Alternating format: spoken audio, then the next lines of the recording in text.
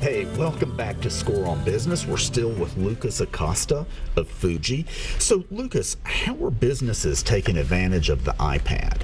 Right, yeah. So the iPad's been out for a few years now, and the businesses have been trying to figure out how is this best used besides a great Netflix tool, right? Yeah. And I'm seeing two primary cases where iPads are being used. The first is for industry-specific applications, like point of sale, even if you have a mobile workforce, like landscaping companies. We do a lot of work with construction companies and subcontractors that need iPads out in the field. So there's a lot of really great industry-specific tools out there. But then your second major use case is going to be principals of an organization, so executive level team members that really just want a lightweight tool that has no hassle to use, right? So the iPad's battery lasts dramatically longer than a traditional laptop.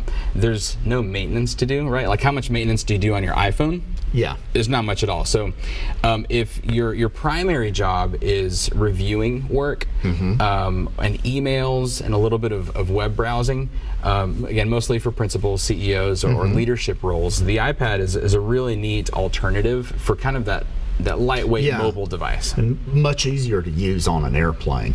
Yes, that's especially when the person in front of you is leaning back. And you know, yeah. you could get the keyboards for an iPad, which still keeps it small. Yeah, exactly. And if it's been a few years since someone has tried an iPad, last year Apple's new iOS 11, really changed a lot of how the iPad works, and they made the iPad a little bit more like a Mac. Right. So if you've seen a Mac before, it's got a familiar dock.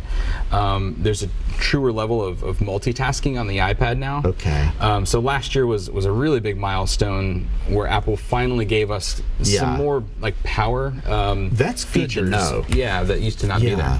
And then they have Microsoft for Mac, so the Outlook and Windows or Word and yes, like the whole Microsoft the Office suite. That's what I was trying to come up with. Yeah, it's available on the iPad now, and honestly, I think it performs better than the Mac version of Microsoft Office. The Microsoft team has done a really good job on the iPad. Good.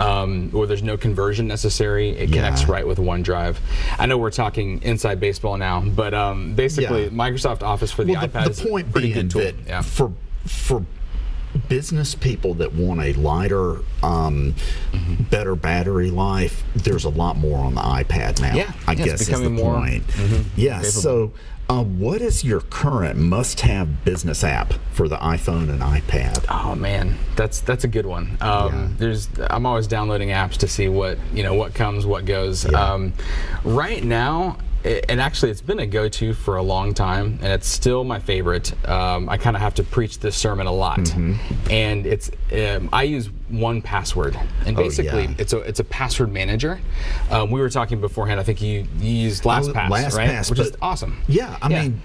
And really the premise, the reason why you've got to have an app like this is because it helps you keep all of your passwords in order. Right. Because the last thing you want to do is use the same password in multiple websites, multiple accounts. And I believe LastPass has this, but 1Password has a Teams function now. So even if you've got a team of even 50 employees, you can centrally manage passwords and make teams and give access to company level, leadership level passwords based on where someone is in an organization. Okay, that makes a lot of sense. And of course, it syncs right down to your iPhone as well. But it's just part of what we have to do, and it could be LastPass or 1Pass, but people should use a password manager. Yes, absolutely. And then I'll throw in a little one that's been on my phone for years now, and I'm not really a math nerd, but yes, I'm gonna say a calculator app. But I love it because it's simple. It's called Solver. It's spelled like soul, like solver. But I'm a small business owner myself, and so when I do quick quotations or quick calculations, it's just a really neat like $3 calculator app, and it's hard to beat. Good.